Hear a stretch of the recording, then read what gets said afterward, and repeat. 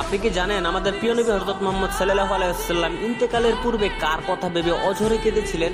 সে কথা জানলে আপনার কলিজা ফেটে যাবে, আপনি আপনার চোখের পানি ধরে রাখতে পারবেন না। সৃষ্টির শ্রেষ্ঠ মানব আজ মৃত্যু সজ্জায়, প্রচন্ড জ্বরে তার শরীর পুড়ে যাচ্ছে, ব্যথায় তিনি বারবার তার কপালে পানির জাপটা দিচ্ছেন আর বলছেন, আহ, মৃত্যু যন্ত্রণা কত কঠিন। ঠিক সেই মুহূর্তে দরজায় দাঁড়িয়ে আজরাইল আলাইহিস সালাম প্রবেশের অনুমতি চাইলেন। নবী সাল্লাল্লাহু আলাইহি সাল্লাম আজরাইলকে বললেন, হে আজরাইল, তুমি তোমার কাজ সম্পন্ন করো। রূহ কবজের সেই চরম যন্ত্রণাময় মুহূর্তে নবীজির পবিত্র ঠোঁট দুটি বারবার কাঁপছিল।